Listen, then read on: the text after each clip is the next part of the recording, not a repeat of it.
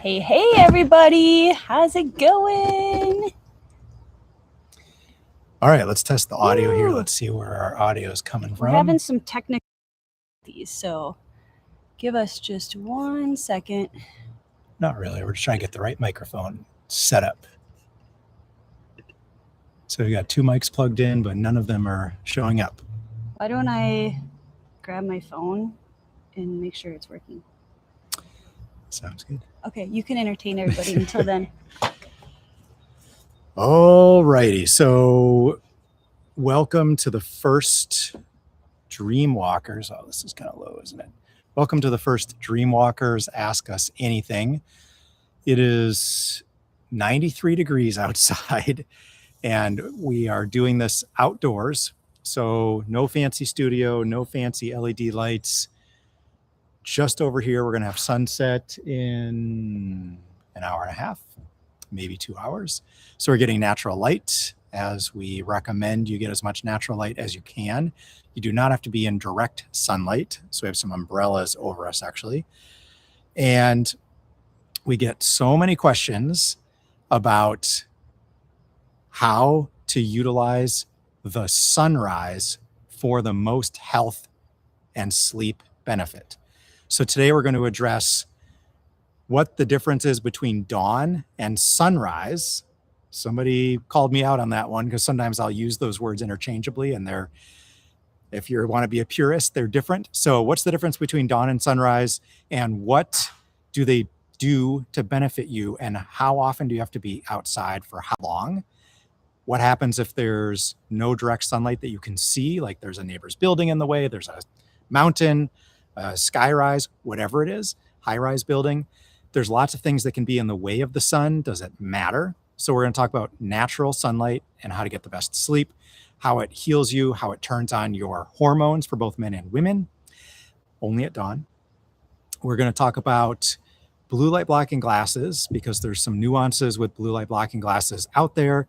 We are going to talk about wearing blue light blocking glasses while you drive, very controversial, and might even be illegal depending on what you're wearing.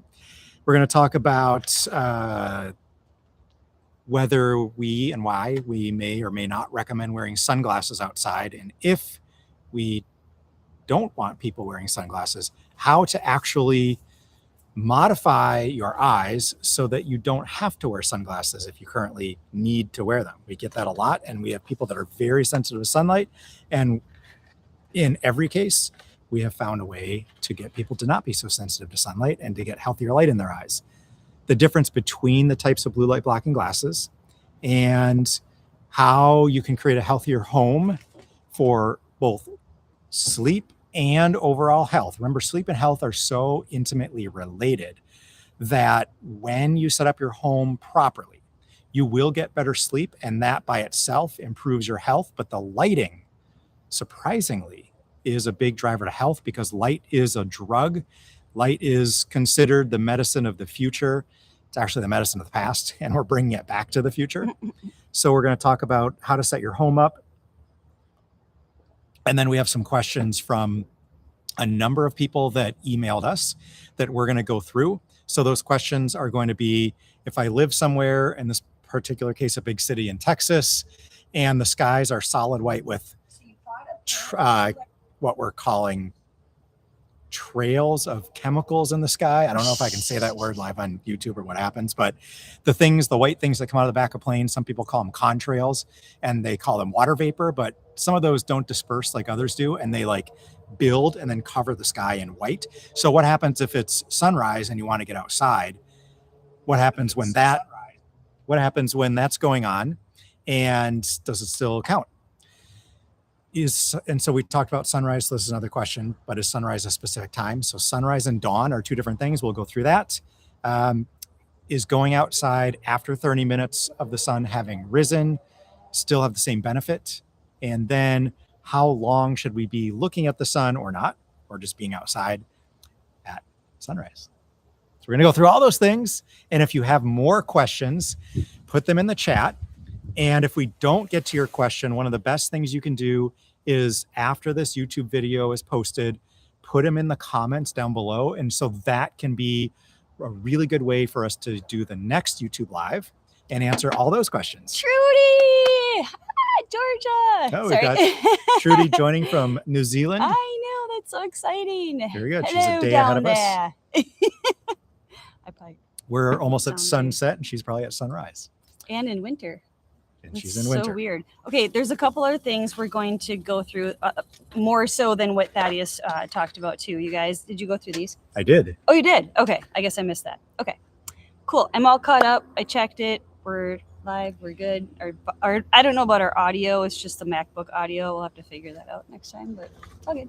We're going to pick, so if anyone's an audio pro, and we have 2 microphones hooked up, we've got this little Rockstar microphone, and we've got this microphone, and either they're showing up on our audio on the MacBook Pro, but they're not, for whatever reason, showing up on YouTube Live. So newbies to YouTube Live, great.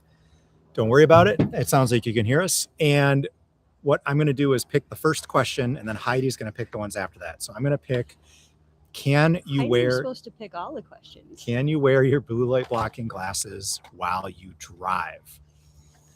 Specifically at night. So number 1, in the past, like in the 1980s, if you're 50 or over, like some of us, you would be aware of blue blockers. If this is on, it's going to be super static. It's not on. Georgia said our audio sounds great.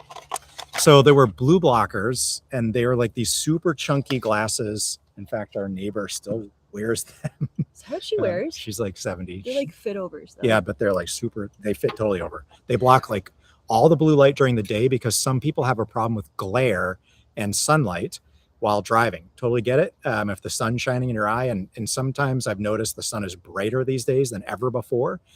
So when that sun is shining in your eye during the day, anybody can wear blue light blocking glasses. They're actually, especially in the 80s, they made them for driving during the day for that glare. What we recommend is you open your sunroof and your windows, because the ultraviolet light doesn't really penetrate through glass. And so your eye, the iris in your eye and the pupil tend to stay pretty big, and that makes it more blinding. So when you open some of the windows, it starts to make your eye get a little smaller. And that will help with some of the glare. Now, it may not help with all of it. So some people choose to wear blue light blocking glasses in the car during the day for glare, and they can be this yellow version like Heidi has, or like a more brown/amber lens. Those are really good. They're actually made for daytime driving, for shooting, and for skiing, so you can see better in shadows and get rid of glare. And those things are all great. So no problem wearing blue light blocking glasses. These are the kind of browner pair. You'll see them in all sorts of different styles. We'll talk about the clear pair. We don't recommend those. But wearing one of these pairs during the day, totally fine. People do it all the time. And it can be recommended and helpful for many people. We recommend not wearing sunglasses or even blue blockers outdoors unless you absolutely need to. So that would be like when you're driving, if the glare is so bad it's dangerous, like put something on. So, but at night, that's really the bigger question of what to do at night, because at night, that's when the blue light from all of these artificial, synthetic, man-made lights are blasting us with the frequency/wavelength. They're somewhat related, but the wavelength of blue, so a visible spectrum of blue light. These lights are getting, in the car headlights, they're getting bluer. They're enhancing the white light with more blue light. That's the most damaging and biologically active light at night that your eye and brain perceive as the middle of the day. And it starts to increase the stress hormone cortisol, which is what makes you a little more stressed when you drive at night. And because blue light is such a short wavelength, it scatters in your eye. And a lot of you are probably noticing, like I have, that when you drive at night and you get those really bright headlights in your eye, it gets a little harder to see, because what's happening is the blue light with such a short wavelength, so much energy, is bouncing around in your eye, and it's making these like fractals. And this blue light, it's actually how the sky is blue. Like the blue light bounces around and makes the sky blue. It's doing that in your eye at night with the headlights, and it's making it harder to see. It's causing you to be stressed because it's increasing cortisol, and it's destroying any melatonin that's starting to be released from your body to help you rejuvenate, recover, and get better sleep. So all of those things are really damaging to both your eye for your radical damage, your body destroying these hormones that should be present to help heal you, and therefore also ruining your sleep. So what can you do at night? Number one, we do recommend wearing some sort of blue light blocking glass protection at night to block the blue light from those crazy headlights. What I can tell you is that the orange and red blue light blocking lenses that block 98 to 100% of blue light are not, I don't know if it's legal, but they're not allowed. You're not allowed to market them to be worn at night because they block too much light. What you can wear at night are the yellow and these brown lenses that are made for daytime computer device use. Those can be worn at night. They block like between 50 and 70% of the blue light. So not all of it, but they can make a big difference in your eye when you drive at night. What I will tell you is I've been pulled over by a state trooper when Heidi and I were going to a presentation in 2021. It was art show. No, we were going to the... the tactical group. We were going to give a presentation to a big group of people, right. like over 100 people in 2021. It was just gotten dark. We were on the highway. We missed our exit. So I was driving a little fast because I was one of the main presenters, and we had to get to the next exit and turn around. So I got pulled over by a state trooper, and I was wearing the orange, the ones I'm telling you not to wear. I was wearing the orange blue light blocking glasses because they block the really bright headlights. And when the trooper came to the window, he's like, "Hey, can you take your glasses off?" And I'm like, "Yeah, okay." Because he wants to see, like, does he want to see my eyes for whatever reason? He wanted to see the glasses. So he was like, "Can I see those glasses? Are those blue light blocking glasses? And do they protect my eyes from these crazy bright headlights?" And I told him, yes, they definitely protect your eyes from the headlights. He let us go without a ticket. And some of the troopers are probably wearing those very glasses. So personally, I wear orange glasses at night to protect my eyes and my sleep from the glare. I can still see perfectly. I have tried wearing red tinted glasses at night. No, your wife won't let you. I will never do that again because they block blue and green if it's a red tinted lens. Traffic lights are red, orange, or red, yellow, and green. The green light cannot be seen when you're wearing the glasses. So if the light's green, the traffic light is going to look like it's turned off. No light is coming out of it, and it's going to look like the power's out. So that's very dangerous, and you cannot see pedestrians on the side of the street wearing the red glasses. Don't do that. I can only recommend you wear these glasses, and you'll totally be safe, and they do cut down a ton of the blue light at night.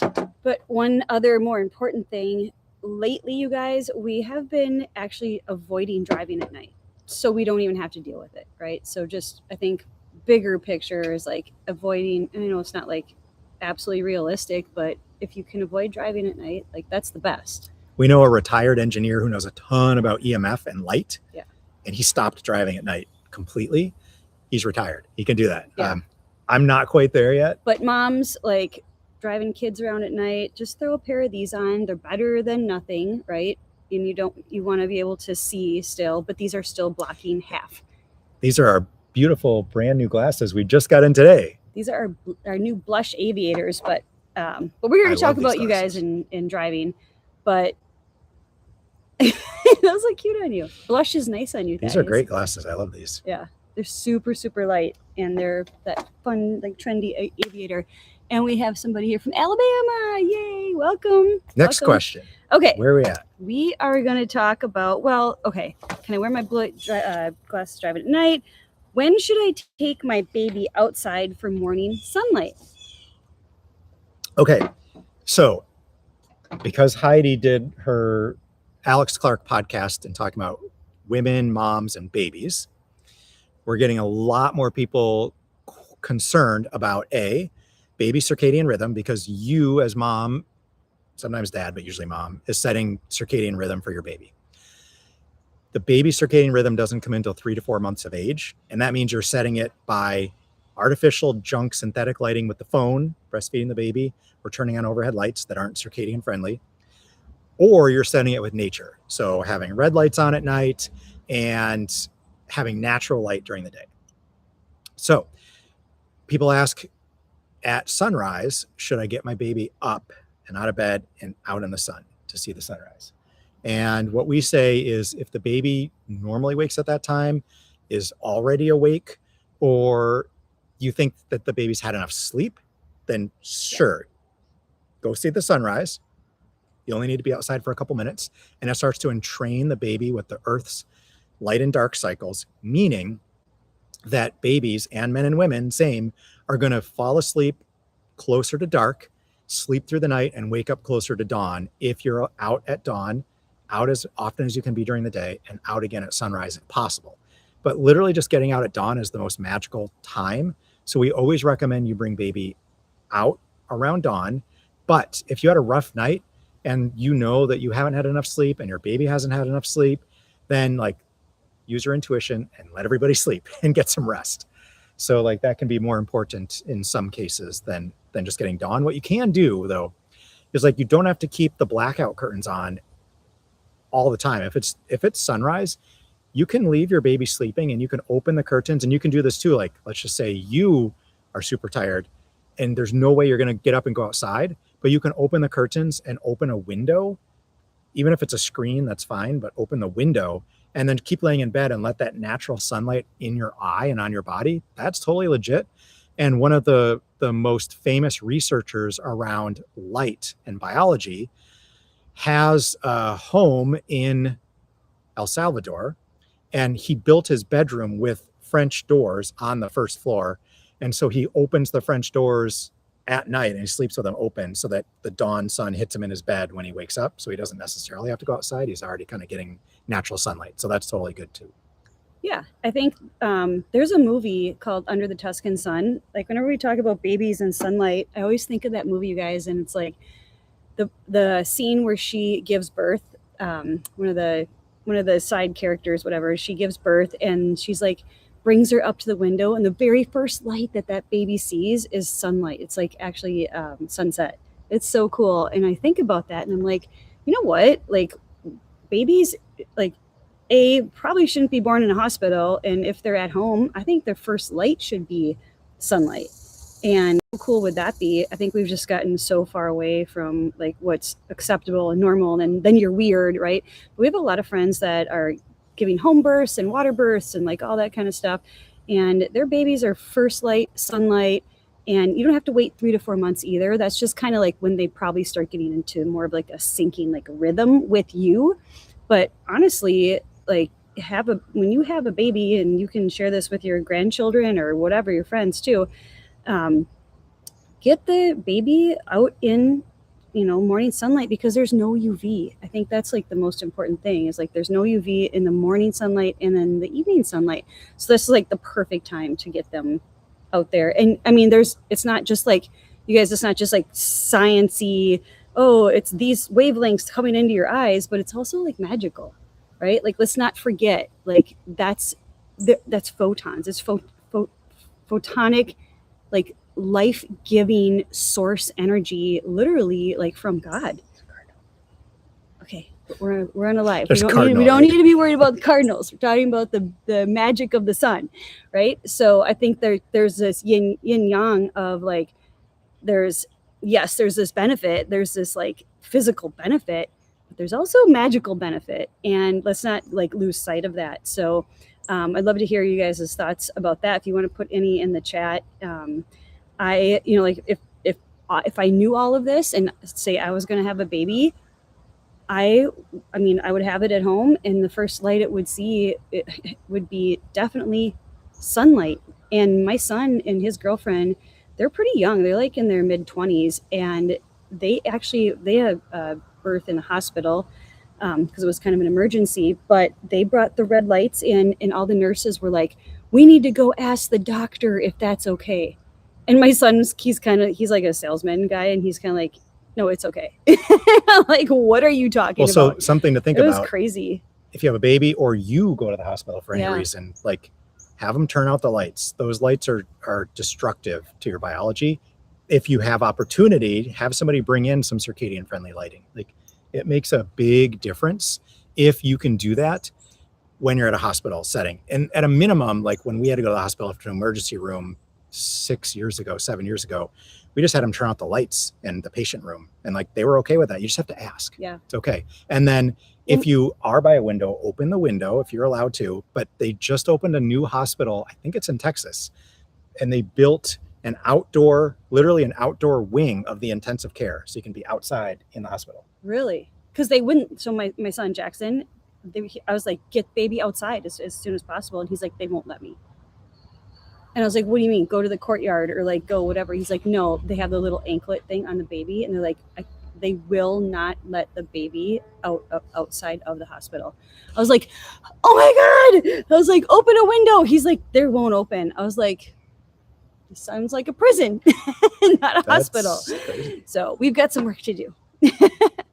But anyway, so after they were only there for 2 days, and then they brought baby Roman home, and they've been out, outside. He literally like hangs out outside all the time, and the doors are always open, the window. They're doing a good job for being so young. Okay, you guys. So if you have any more questions about babies and kids, put them in the chat. Otherwise, we are going to move on. Let's see, let's check the time. Okay, 6:24, Thaddeus. We're going to wrap up here at 7 o'clock. So just want to get through. So if you have any pressing questions and you're like we will honor your questions here too. Okay, why don't you recommend wearing sunglasses all the time? Be succinct. Sunglasses were never originally designed, well, except for maybe the Inuit. They weren't really designed for being outdoors, maybe on boats and maybe in the Great White North. Otherwise, if you're not on a boat and you're not skiing or you're not trekking through the north, you probably don't need sunglasses. You may be sensitive to sunlight because you're never out in the sunlight and exposing your eyes. So we recommend for most people that you train your eyes to be less sensitive to sunlight, because the eyes need nature's light. Like there is no other animal in this entire planet that we live on that has sunglasses or needs them. So our eyes are perfectly designed, and they're perfectly designed to utilize natural sunlight. And in fact, they're supposed to utilize natural sunlight because it tells us how much UV is in the sun. And when the eye sees how much UV is in the sun, it'll produce melanin on our skin. And that melanin traps the ultraviolet rays to create vitamin D in the body and to do all sorts of other things. Like there's 36 different compounds made from sunlight that we know of. Vitamin D is just one of them. So the eye, hormone D. Well, sure, it's a hormone, right? So you taught me that. it's not an actual vitamin. It should be known as a hormone. So you're doing a hormone therapy if you're taking a vitamin D pill. So you have to be careful with that and know what you're doing. Getting it from nature, where it's supposed to come from, you can get 10 to 100 times more vitamin D or hormone D from the sun in one sun session in 15 minutes than you can ever get from taking a pill. And then your body stores that for later use as well. So the eyes are also reading the blue light, how much blue light is present, and it tells you the time of day, the time of year, and where you are on the planet, so that you produce the right hormones and the right energy and all of the things your body needs to be optimally healthy when we read natural sunlight. When we cover up our eyes, we no longer see a lot of the blue light. We see none of the ultraviolet light. And so many people report, and we've noticed, that people get burned way faster and more easily if they wear sunglasses, because the body has no idea how much ultraviolet is in the sun. Your skin gets burned because it's not producing the melanin. There's all these other signals that start to go haywire when you wear sunglasses. So we recommend people slowly transition out of wearing your sunglasses during the day, only when you absolutely have to have them for safety. But otherwise, if you get out at sunrise and sunset, you can actually start training your eyes to absorb more light without being as sensitive. The more often you get outside at dawn or at sunrise, sunset, dawn or dusk, you're going to train your eyes to be less sensitive, and it doesn't take long. So one of our friends who has blue eyes, those are usually the most sensitive, never could go outside without sunglasses, and now he almost never wears sunglasses. And that was all from getting outside at sunrise, and that totally fixed his eyes from being so sensitive. So one of the things I was thinking about while Thaddeus was saying that, you guys, so he was on Alex Clark's podcast about a year ago, May, and I would go through the Instagram when the little Instagram reel would be released. And this subject triggers people more than anything. Like people are so like addicted, I would say more to their phones, but then next thing in line would be sunglasses. And there were so many people like that would have all these nasty, like negative comments when you were saying like, don't wear sunglasses, blah, blah. And it's like, we've been so indoctrinated to think like that's normal. And the same thing, like that we were talking about before, like no animal ever wears that. It's not natural. It's only been since what, 1930s, and that they were meant to be worn inside. Like we don't even know the history of them. It's like this thing, like they're called sunglasses, but they're originally worn indoors to cover up the people that were like movie stars, their eyes from the bright lights on the set. So like that's the history of it. And then somebody was named Sam Foster in Atlantic City was like, ooh, I'm going to manufacture these and everybody can look like movie star. But people are so like, we're so attached, right? Like to that thing because maybe it's like fashion, right? Or it's like, I know a lot of women do this too because they don't want people to see bags under their eyes. They don't want wrinkles from squinting and like all that stuff too. So it can be very like a vanity thing. And it's really giving your body a circadian mismatch is what it's doing. And put a hat on. Like it's not, or you get a cute hat like this. One other thing I want to say is like some people think that it causes damage to your eye from the UV. And those are typically based on a study from ophthalmology where they took synthetic light, like xenon arc light or something, and shine it in a monkey's eyes. They propped their eyeballs open, shine the light in for a weird amount of time without them blinking, which the blinking actually creates cooling on the eye when it waters the eye by blinking. They didn't allow the monkeys to blink. They shined the light in the eye with fake synthetic ultraviolet, and it showed that there was a problem with that. And those are the studies they've done to say UV is bad for our eyes. I hate that story so bad. And so the other thing people see is like cataract. Could cataract come from sunlight?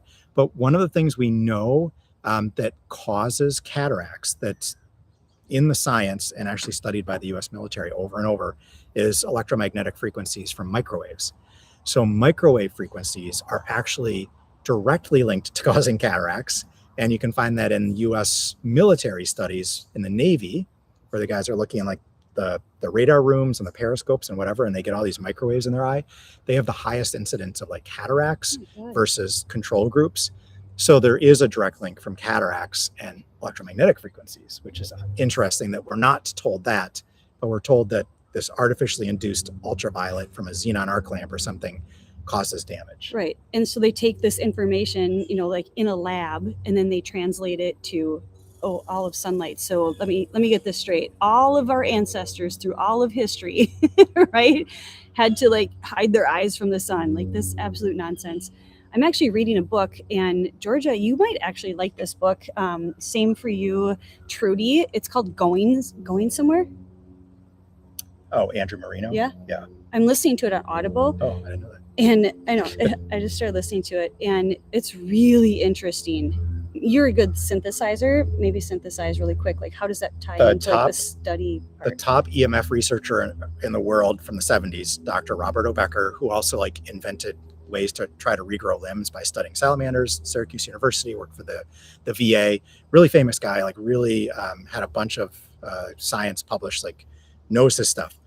Dr. Andrew Marino was his grad student, and Marino wanted to learn more about EMF and some other things. So he not only got his PhD working with Robert O'Becker studying EMF, but he became an attorney because he needed to sue the companies that were putting high tension power lines over people's homes and causing childhood leukemia. And so he knew that this was happening. They had proved it in their lab that it was true, and the power companies were trying to cover it up. So Marino went and got his law degree and started to sue EPRI, the something Power Research Institute, Electric Power Research Institute. But talk about the part where all the studies can be skewed. Like, well, so what he found out was like that every study that he was in charge of, the people that were like his bosses and stuff were like, no, we're not getting the outcome we want. Do it differently or whatever. So he did research on these power lines in mice and found that it caused a ton of stress. When your body's under stress, it can open you to a host of diseases. So the mice were getting diseases based on all the stress from the power lines. He proved it every time. Like there was no question. So his buddies who are researching at other universities like Johns Hopkins or whatever They were saying that they were going to publish a study that showed no stress from power lines. And he's like, that's impossible. So he went down to the university and he asked them to show him what they did. And they showed him 10 studies that showed stress in the mice, and they threw them all away. So one of the things you have to remember is studies that are published are not necessarily the most accurate. So these researchers were funded by the Electric Power Research Institute, the people making the power lines and like selling all the space for them. So they needed to prove they were safe. So the researchers kept throwing away the studies that showed they were unsafe. And eventually they found a way to show that they were safe. And they were measuring stress in the rats or the mice. And so what they did is they took the control mice, the ones that weren't stressed, and they lowered and lowered and lowered their cage until they had to crawl on their belly and they could never stand upright. So they were stressed all the time. So when you took their blood, it showed a stress marker level that was high. But when you took the blood of the EMF'd mice, it was the same level. They were both stressed, but it showed no difference between the control and the EMF'd mouse. So that's the study that got published, saying there's no effect of these high tension power lines. Now everybody knows those high tension power lines cause giant magnetic fields. They're associated with childhood leukemia, and the power companies are aware of this enough that they will test for magnetic fields around people's homes to make sure they're not that high. But they totally faked the results early on. So the book goes through how these researchers are biased in academia, and you can't really always trust the studies. But Marino, the author of the book, is really interested in microwave radiation and power lines. So it's all about EMF and the studies done in that specific physics and what do you call that? Sciencey stuff. I don't know. Anyway, That realm. Okay.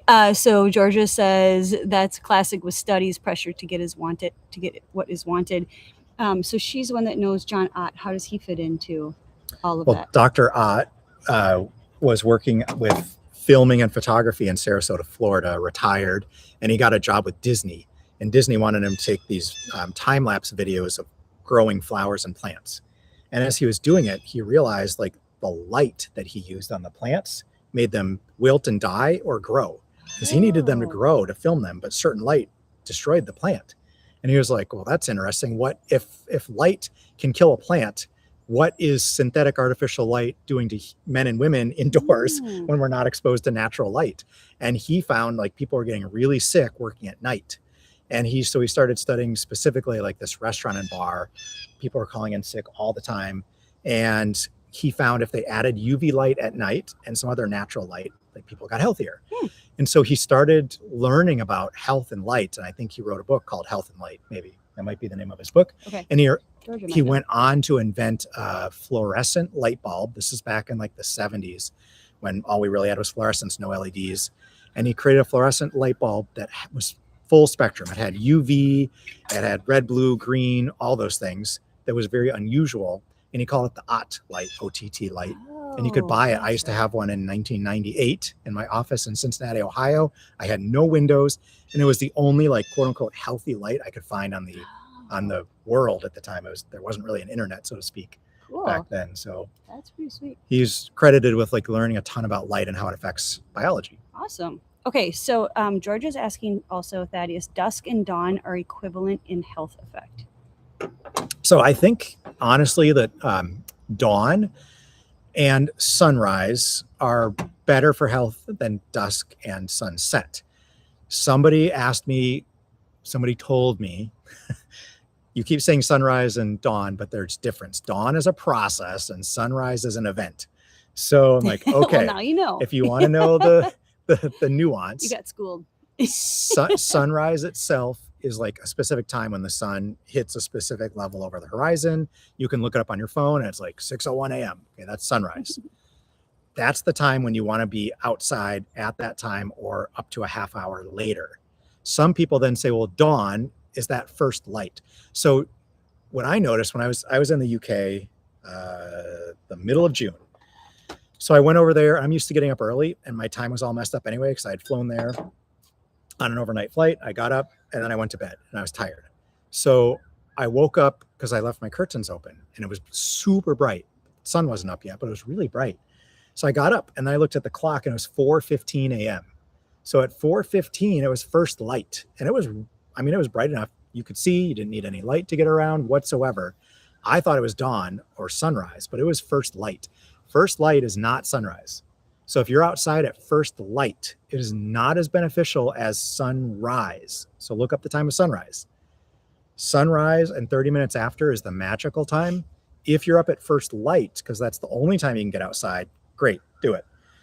But at sunrise and within 30 minutes after sunrise is the special magical time. I do think it's more beneficial than sunset.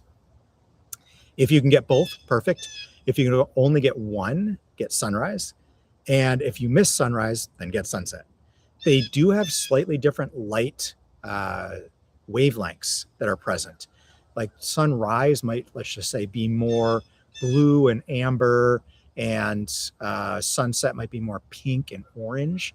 And so those wavelengths are medicine to our body. Like they feed our body different nutrients from the light. And so getting both is ideal, but sunrise really does have this proven like increase in testosterone for men, increase in estrogen for women, sets your circadian rhythm for 14 hours, or sets your circadian rhythm so you get better sleep that night, and set your melatonin timer to release melatonin to help you rejuvenate while you sleep 14 hours later. So all of those things happen. Okay, now let's go right brain. Talk about the magical properties that Amram taught you about sunrise. Well, the little wagons. So there's a Christian mystic, Amram Ivanov. This is stuff like we don't share unless it's like intimate, like group stuff. It's just going out everywhere on YouTube. It's not good. really that intimate. But you guys, this is like the magic part, right? Like that's all good and fine. Yeah, we'll get up at sunrise, but this is why, right? Like this is like next level. Well, you're so good at explaining it. He's from Bulgaria. He only taught orally, but there's written works of his that people wrote down from his lectures. So he was... Say his name again. It's Amram. Omraam. Amram Mikhail Ivanov or something. I'm just spelling his first name. Okay, but if people want to look it up. I can't spell Ivanov and all that other. I can spell Amram. You can look up Omraam and then Ivanov. Okay. And you'll find him. Okay. His book is called... Because we're going to get that question. His book is called Light is a Living Spirit. It's so beautiful. Highly recommend it. It's a great book, and he's got a bunch of books. That one's really good. It's getting harder to find, which a lot of these books about health and light, for some reason, they're like, I don't know what his are, but there's one really good book on sunlight, and it's Power to Heal, and it's now like $500 to $800. It's like really hard to obtain. So anyway, he was an adamant believer in being out at sunrise. He would get up before dawn, walk to this big rock, and then stand on this giant rock and wait for the sun to rise. And he would have like all these people come with him that wanted to experience the same thing. He would do it every day without fail. And he says that the rays of the light coming down are imbued with like angelic forms and fairies and all these things from the creator. And that these little packets of information and beings can be consumed in our body to give us information about our lives, about the day, about questions you have, but also giving you energy for the whole day. And if you're not there at dawn, you miss all of those things that are not present later. It's only when the first rays come out. And that information is only for that day, right? Like he was very adamant about that. He says, come to dawn with a question that you want answered, but you can only get a question answered for that day. If you want another question answered, or you have a question about tomorrow, you got to come back tomorrow. Because it's not in the program of the sunlight that day. Isn't that cool? And for those of you who want to know just a little bit more about Amram, he also was Wayne Dyer. If you know Wayne Dyer from like personal development world, that was one of his teachers. And I love Wayne Dyer. Like I didn't grow up. My kids grew up listening to him in our kitchen, and he's always like bringing in so much like magical, mystical stuff. But you didn't talk about the wagons. Go ahead. No, the little wagons. I don't remember like why though. They're just like nutrients. And so Amram would say, when you're standing out in the morning sunlight, imagine that sunbeam that's coming in. Usually there's like a beam that comes at the bottom. What is that called? The silver thread or something? Just if you squint, you'll see even at sunset. You'll see like the longer thread, and that to imagine, and that's where we get a little esoteric here, guys. Imagine like little wagons bringing nutrients in and then putting them in your mouth. So you're like eating the little wagons of sunlight nutrients. He says you can consume sunlight for the majority of your food. He did eat, but rarely, supposedly. And he ate what people... He's probably one of those guys that says, oh, I don't eat, I'm a breatharian, and then orders Domino's in the middle of the night. Joking. It tends to happen, apparently. So one thing before we... So there might be timestamps. So how long should you be out at dawn? Is always a question. At sunrise. I'm going to say sunrise. So if you get out at sunrise, how long should you be out for? And the minimum time that I like to tell people is 5 minutes. And then a good amount of time is like, hey, this feels like the right amount, 15 minutes. And that's usually in the studies, like 15 minutes is perfect, ideal. But all of this information you get from sunlight, because of how it affects our body, even 1 minute is better than no minutes. So if you're driving to work, roll your window down, open your sunroof. If you're at work, take a smoke break. People used to take smoke breaks like 7 times a day. Like go out and get some light for 4 minutes and then go back to your desk. If you're indoors, open a window. Like if you can, if you're in an office, again, just walk outside. I know it's not as easy for people on like the 50th floor, but for God's sake, maybe like think about going somewhere more sane to work than the 50th floor of a office skyrise. Cheers. We're having a little mineral water out back. It's so hot here, you guys. We're just like drenched, but you know what? Our feet are bare on the grass and we're enjoying our sunset because that is like the most important thing in our world, right? And just because we're on a YouTube live doesn't mean that we're going to be inside in a studio with like crazy LED lights. Like we walk the walk, we talk the talk, and we're out here enjoying our own sunset. So sunset. I wanted to finish my I'm sorry. So the ideal amount of time is 30 minutes and then still being outside when the UV comes in. Because what happens is the sunrise without UV pumps up pumps up all of our hormones, like really beneficial. A lot of people, like their hormones are always on, they never turn off, and then they get burnt out. The UV will turn off the hormone cascade. So once the UV comes out, the body's like got the hormones turned off. Maybe it's producing a little bit of vitamin D. It's getting some nitric oxide release from the blood vessels to reduce blood pressure and maybe do some other beneficial things that we haven't learned yet. So I would always recommend, if you can, like be outside for 30 minutes, then start to get some of the UV. And at the hottest part of the day, like if you really need some vitamin D because you haven't gotten enough sun, like be out for like 5, depending on your skin color, 5 to 25 minutes at the hottest part of the day when the UV is the strongest to get your vitamin D, but not a long time. Like the more we learn about sunlight, the more the morning and the evening are more beneficial than the hottest time of the day. And there was just an article I read where they had this one doctor who was very famous for inventing the first medical hospitals in Europe that had sunrooms where you would take the patients out in the sun or bring them in the mountains or wherever and get sun to cure rickets and all these things he was doing with the sun. And he said the magical time is between 6 a.m.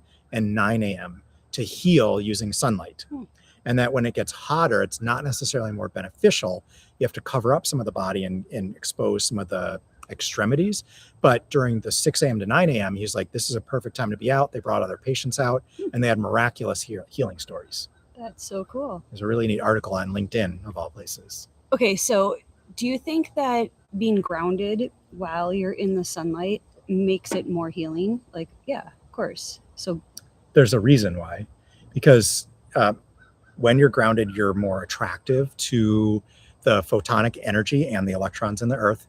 And what you're trying to do is, we know that if you slow light down, it becomes mass, becomes like an object, a physical object if you slow light down. That's why, like, what are plants doing? They're slowing the light down and incorporating light into these tomatoes here.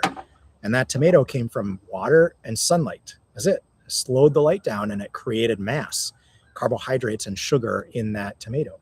So our bodies can do the same. What happens when we slow light down through our eye being grounded?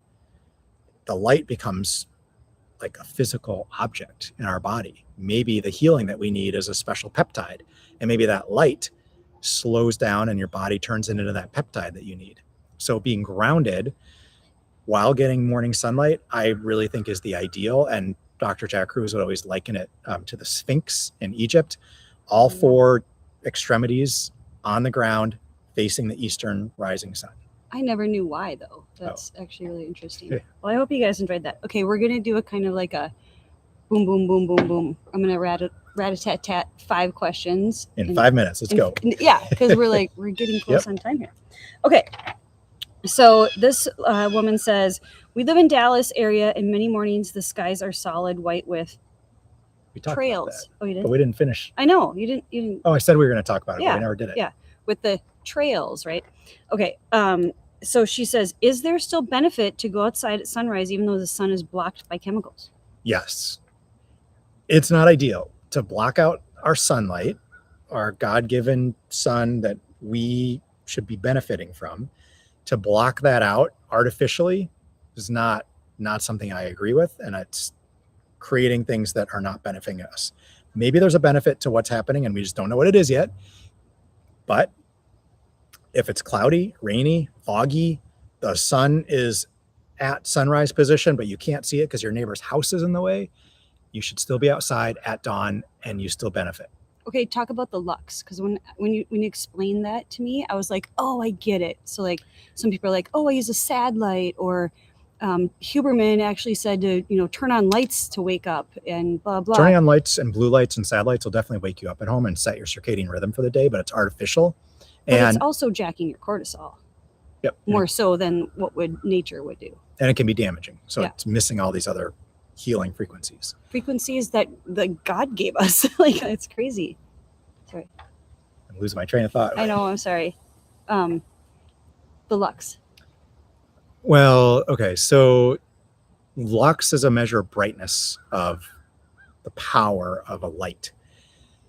Indoors, when you turn on lights, typical homes are like, let's say 5,000 lux, the measure of light, 5,000. So let's just say they sit right here. And then sunlight around noon can be 100 to 200,000 lux. So that's why like people get seasonal effectiveness disorder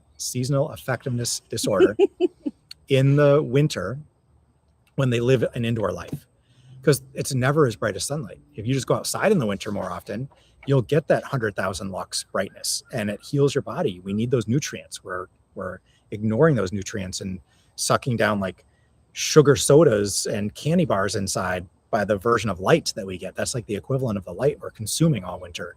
So when you come outside and you get the higher lux, it wakes your body up. It gives it the nutrients it needs for the time of the year and the time of the day. And so just think about like how much of a difference 5,000 versus 100,000 is.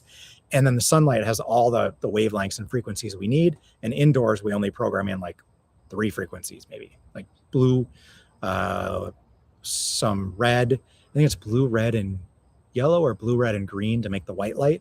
So it's like 3 synthetic light frequencies only. Okay, I'm going to piggyback a question on that. So we've had all these like crazy fire days, right? With all the smoke coming in. And I've noticed that the mornings are way more like dim. Even now the sun is more orangey. It's more orangey. There's still a lot of particulates in the air. Yeah. Even though I can see across the street, we couldn't see across the street with all the fire smoke before. But even with the smoke, I think there's one thing that we didn't really talk about. Like, yes, there's trails in the sky, but when there's smoke, it's still important because of that lux thing, right? Yeah, some people are going to have problems with the particulate count, and it's going to be hard to breathe for some people, and you will be affected by it. I was affected by the smoke, but I still got outside at dawn because I think the light is important. And even if you're indoors, you're still going to get some of the smoke. So come outside, get the healing light, but don't stay out maybe as long we got all the wildfire smoke from Canada, and I'm not kidding. Like, you couldn't see across the street. It was so thick. So not a great time to be outside often. You already answered all these questions. Sweet. Oh, do you need to direct your eyes toward the sun when you're out at sunrise, or can you be looking in any direction while you're out? So just like now, the sun is this way. I'm looking this way, and I'm getting sun in my eye, even though I can't see the sun. So I can see, you can see all these things behind me too if you're watching the video. if you're seeing those things, the light is getting in your eye. So like the sun, like imagine yourself like a million feet in the sky looking down, like, you know, that sunlight is reaching that person that's standing on the ground, even if they're not looking at the sun. It has to be, or you wouldn't be able to see. The only way we can see things is from the light getting into our eye and reflecting off those objects. So even if you cannot see the sun, you're fine. That's like why I'm saying if the sun is behind your neighbor's house at sunrise, you still just want to be outside because you're still getting the benefit of the light, even if you cannot see the sun. We don't tell anyone to look directly at the sun. You look 15 degrees off of the sun. That's what they call safe. That's what they call sun gazing. Sun gazing is looking at the sun. Oh, I thought it was 10 degrees below. That's what we tell people for safety. But if you're sun gazing, you stare at the sun. But you start out with 1 second and then 3 seconds and then 5 seconds, and you build up 2 seconds a day every day for a year. And that's not what we recommend. Do your own research on that. Look it up. Right. Yeah. There's no UV in the morning. It's safer if you're going to look at the sun, but we never tell people to look directly at the sun. You don't need to. Okay, so next question. How do I create a healthier home without replacing everything? So let's talk about lighting. I do think it's funny that people get worried about looking directly at the sun, but if you're ever in Florida and every single person stares at the sunset for like 30 minutes and no one thinks about staring at the sun being dangerous at that time. Anyway, just saying. And it's bouncing off the ocean. You're getting like a double whammy. People do that every day, all year. That's funny. Okay, so to build a healthy home, you first need to think about like, do you want all these products in your home that are causing your body distress, like high fructose corn syrup, sugar, ultra processed foods, right? You would be like, I don't think those should be in my house. But yet you're doing the same thing with the light. You're putting these malnutrients into your body by putting in these man-made synthetic junk lights. Like Walmart, Home Depot lights are just designed for you to be able to see. So you can see, great, but that light has a biological consequence. It is harming you. There is no question about that. Like the research is clear after sunset that light is harmful. During the day, people don't really think about this, but during the day, it's not great for you either because it's not nature's light. So think about where you spend the most time in your house and think about ways to optimize your light and have a lighting strategy. So for most people, the first thing they're going to do for a lighting strategy is like the easy button, getting a pair of blue light blocking glasses that protect your eyes from the blue light after sunset. Is like, you can put them on. You don't have to change anything in your house. You can watch TV. You can turn on all the lights. You can go out for dinner as long as you're wearing the glasses. Like people always think they're going to look dumb and the people are going to make fun of them.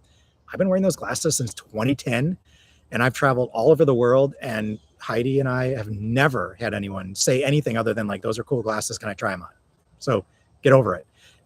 Your health is more important. That's the easy button. You can get really inexpensive pairs off Amazon. They're not always great, but you can try them. Some of them are good and they're really cheap, but you just don't know. You get pairs from us, of course, on dreamwalkers.ai. And we think we have the best quality and least expensive glasses that are on the marketplace. That's why we exist.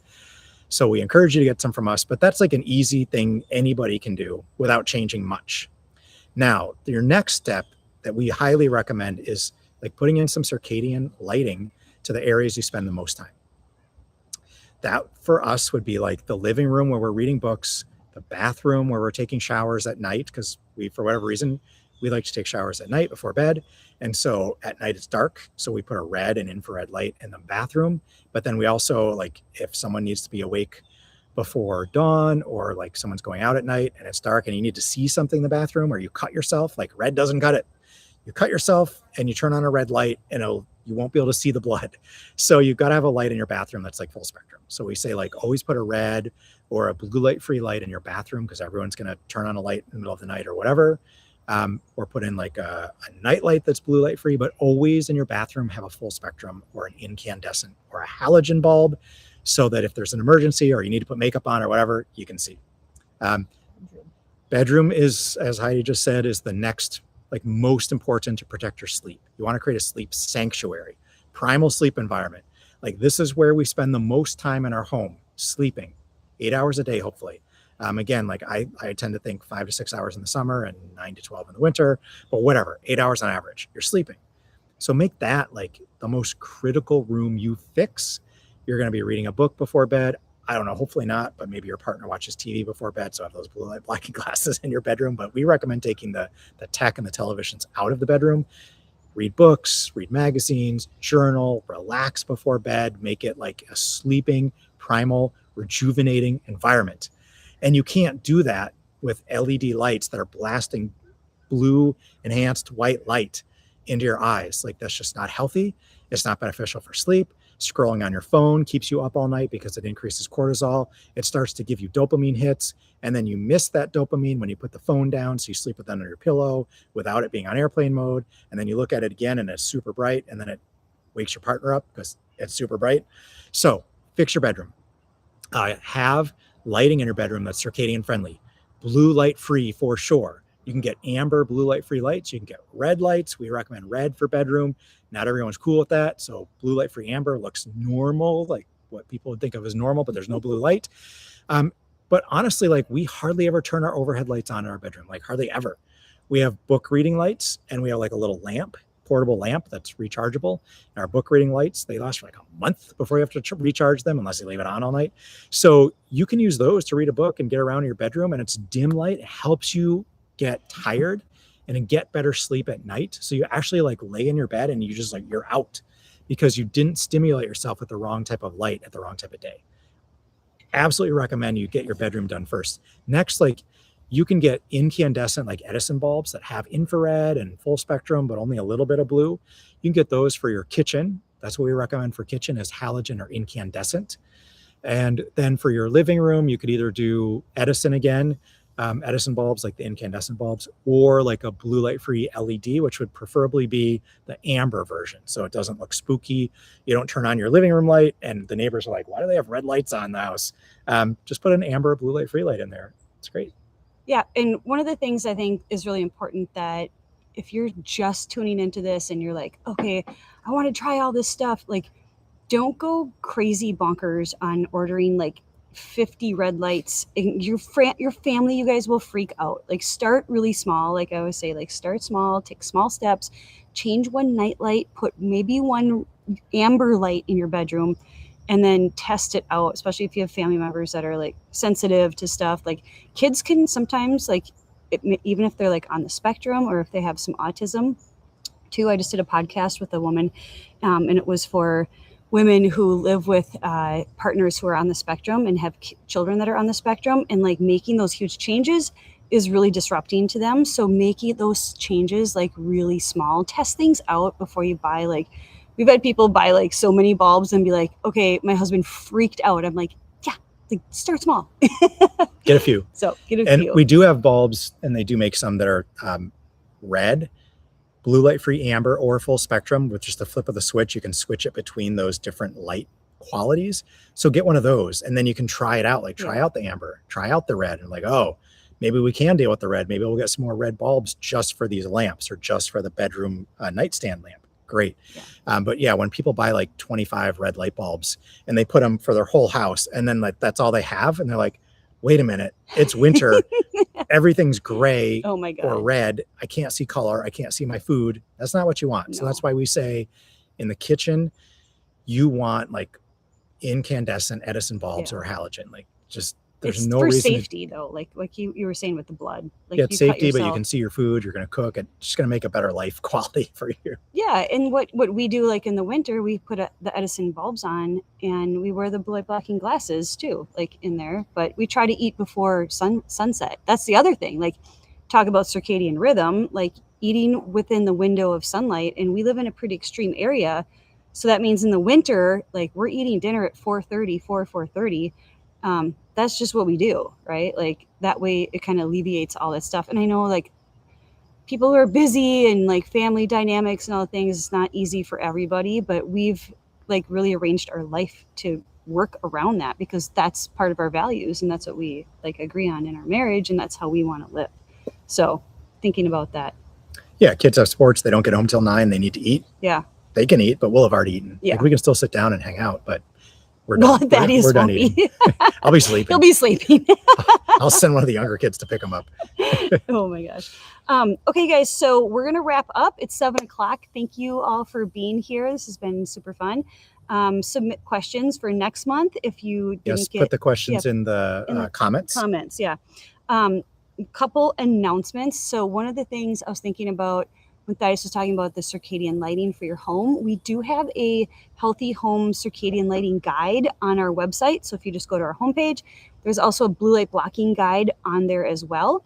And if you have friends and family that are like just perking up into this stuff and you're like, they need to get started, kind of send them there, because then they can read through it on their own time. And honestly, like the glasses guide is like a 5-minute read. Like it's super easy. And then the lighting guide is a little bit more in depth. And then we have like all our products that kind of fit into those scenarios that he was saying, so that it kind of takes like that overwhelmingness. Like we know this world and it's still overwhelming. But if you just take it in like some of those small bites, like it becomes a lot easier, just like anything, right? It's like overwhelmed. So we've got 4 to 5 new products that I just wanted to share really quick. One are these really cute aviator glasses. So these will be up on the website next week. These are our blush aviators, and they come in black and blush. That's it. Okay, and then we've got another pair, like kind of a big oversized, like trendy pair coming. Same blush color as this, but a little bit more of like the retro style. Blush, clear, black, green. Not on those. Okay. Nope. Okay. So those 3 colors. And then we also have a new light bulb, which for those of you that are like super diehard, kind of old school biohackers, we've got a new red incandescent bulb for those of you who are like, I don't like LED. Well, now we've got a red incandescent, which is really fun. So it'll have infrared. Yeah. The benefit of having that versus an LED bulb is you get infrared from it. It uses more energy. So some people want to save energy, but this one will not be LED. That's such crap. You don't save energy. One uses 7 watts, one uses 40 watts. So I know, but nobody ever saves energy on their bill. That's such a... I'm just saying, as a big picture. Have you ever saved money on your energy bill by changing your light bulb to LED? usually your energy bill just goes up. No matter what you're That's doing. what I'm saying. I'm not trying to be funny here. Oh, thanks. Oh, thanks, Trudy. Thank you. Thanks, Kim. Any other Thanks, announcements Georgia. before we wrap up? Two other products. So we have our new Faraday pouches. They're called Stealth Mode, and they've got the like really fun Dreamwalkers logo on them, you guys. And it kind of doubles as like a little purse. So like I take it with me when we go out on the town, and I can throw my credit cards in there. I can throw my phone in there, and then I'm not tracked and traced throughout the city. Trust me, when they implement all of the 5G from the satellites so they can target people, they're just going to be pushing ads because they're going to track your location. They've got a profile built on you for what you buy online. So they're going to be like, you just passed whatever, Denny's. We're going to send you an ad for Denny's right up to your phone. So that's going to start happening more and more often. And these Faraday cages are just a way to help stop some of that too. I mean, that already happens on Pinterest, TikTok, Facebook, like all this stuff. We've all seen it. So I've been also using my mic lock. So there's a little mic lock thing that you can plug in. I don't have it in right now, but you plug it in so it silences your microphone. And I noticed that when I was using it consistently a few days in a row, my Facebook feed was kind of like, what's she doing? Like, what do I need to give her? It was like all kind of confused and all over the place, which is really nice because I hate when I talk about something and it shows up on my Facebook feed. Like that is so annoying. It's like 1984. Like it's so bad. The mic lock prevents your microphone from hearing anything you say. So you won't get those ads based on what you talked about. And it's really neat because you can actually plug in your headphones and charge to the mic lock while it's still locked. Not if you have the old school Apple phones, then it just has a lock, but that's fine. Last thing that is new on our website is our Air Silk air tubes. So these are for electromagnetic frequencies, specifically microwave radiation. So when we put our phone up to our head, we're microwaving ourselves because it's emitting microwave energy, and that's really not ideal. You should be using speakerphone, first of all, but that's not usually great in public. Hopefully you're not doing that in public. You're not that person. So you want to wear earbuds, but often the earbud can act as an antenna, bringing the microwave radiation from the environment and from your phone right to your ear into your brain. So the air tube headphones or air tube earbuds are designed with no metal between the wire and your ear. So there's a gap. It's called an air gap. that does not bring metal up to your head. So that cannot act as an antenna. We have those on the website. They're super popular with moms, kids. The audio quality is amazing. They have a microphone in them. Like, they're actually really nice. They're really pretty too. They're rose gold, and then we have white. And they come with the audio jack or the USB-C jack, which is really nice. And I think the audio, we had these a while ago, you guys, on our other store, Primal Hacker, and the audio, it definitely is upgraded. Like, I can tell because I listen to music and, whatever, and I talk on the phone. I actually had mine hanging down around my neck in one ear. The little microphone was just hanging. It was actually more by my waist. And my kids were like, I can hear you fine. I was like, oh my God. They must have really audio quality has been really well done. It's been good. So anyway, thanks for being here, and we'll see you guys next month. Yay. You're supposed to say yay. Bye. Bye. What the heck, Thaddeus?